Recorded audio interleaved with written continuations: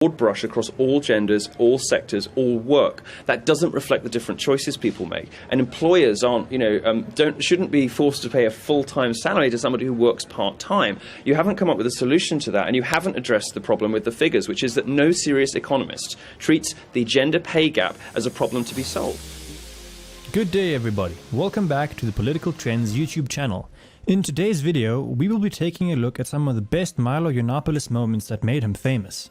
But first, make sure to leave a like on the video and subscribe to the channel for more content like this and much more. Turn on notifications too, so that you don't miss out on any future videos. Number 1. In this clip, Milo was getting interviewed about some recent tweets he wrote that were aimed towards the Ghostbuster cast. His tweets were quite something, that is for sure.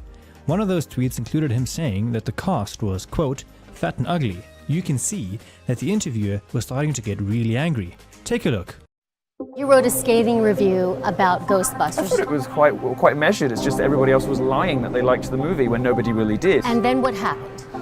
So I exchanged some words with Leslie Jones, one of the leads, who I was unimpressed with. Like, I was unimpressed with all of them. I cracked some jokes. I was mean and bitchy, like I always am. And if I crack a few jokes at a Hollywood megastar's expense, so what? So I printed out a couple of those. Just go say, right ahead. Okay, so I posted them. I'm sure I'm fine. So yeah, I said the women in it. As you can see, Milo is doubling down on all of his opinions, not even apologizing to the cast for the words he said.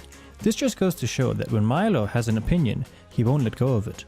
This is exactly what you'll always get from him. We're fat and ugly and fat, and they are, and I'll tell you why I find this problematic. We've started to marginalize traditional beauty standards, Now what we're expected to do is to celebrate body positivity and that it's okay to abuse their bodies, to run the risk of horrible diseases and awful chronic conditions and to die sooner. That's horrible.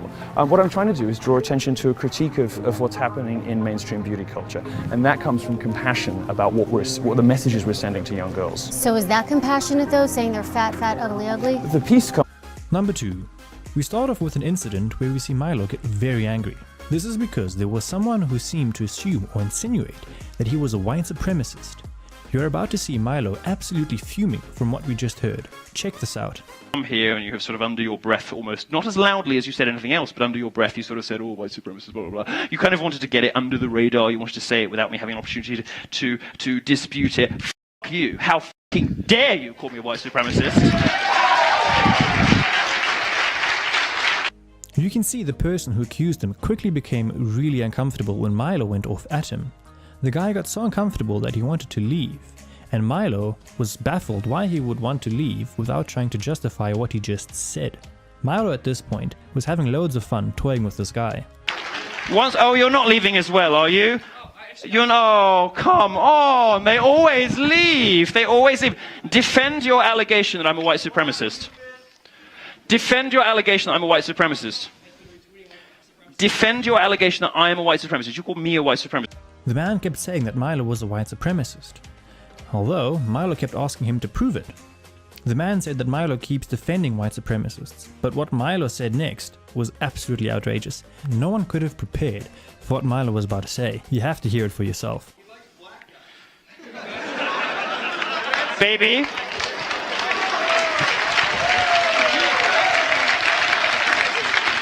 See how the amount of black that's been in my mouth. It's really I must be the most self-loathing white supremacist. I mean, it's insane. Milo's actually something else. He got everyone in attendance laughing, including the moderator. I mean, that is one way of putting such rumors to bed. Who can argue with him after saying that? Milo continued to ask the guy to prove his claim that Milo is a white supremacist, and he kept making arguments that made no sense. And Milo kept coming out with funny lines too. Racists hate me. They hate me. Of course they do. So racists hate me, but I'm a white supremacist. You're just confusing me. You're confusing me. And I'm very easily confused because I'm a homosexual, but... Milo then gave the guy one more chance, and his answer once again made no logical sense at all. And it just shocked Milo even more and prompted him to say more outrageous stuff.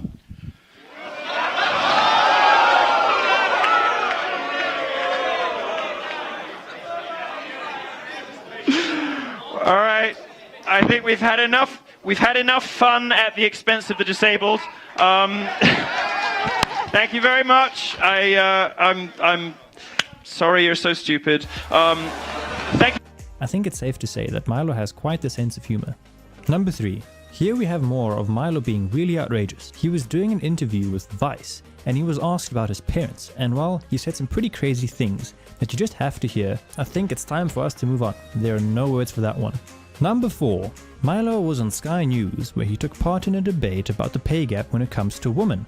It was a woman who was arguing that the pay gap exists and has not been fixed. However, Milo strongly disagreed and believes that the pay gap does not exist and has long been fixed. Broad brush across all genders, all sectors, all work. That doesn't reflect the different choices people make. And employers aren't, shouldn't be forced to pay a full-time salary to somebody who works part-time. You haven't come up with a solution to that, and you haven't addressed the problem with the figures, which is that no serious economist treats the gender pay gap as a problem to be solved. Milo seemed to be outnumbered in this notion because even the news presenters seemed to be siding with women who believed that the pay gap still exists. Milo even had some pretty decent proof to support his argument. He said that economists don't think that this problem exists. The news presenter cheekily asked if the economists Milo was talking about were male. She did not expect what was about to happen next. Milo laughed and hit a home run when he reveals where he got his facts from. It was fair to say that everyone was in for a big surprise. Realise what I'm Is that explaining. male economists or female economists, just to be clear? Well, I mean, where I get most of my figures on this from is from a feminist female academic, Christina Hoff Sommers at the American Enterprise Institute in the US, who looks at the figures from the UK and the US, and she does a broad survey of all economists, I'm sure of all genders, but my source for this sort of stuff is generally Christina Hoff. Thank you guys for tuning into today's video. If you enjoyed it, then be sure to leave a like on the video and subscribe to the channel for more content like this and much more. Click the notification bell too, so that you don't miss out on any future videos. That's all for now. We'll see you guys in the next one, but until then, take care.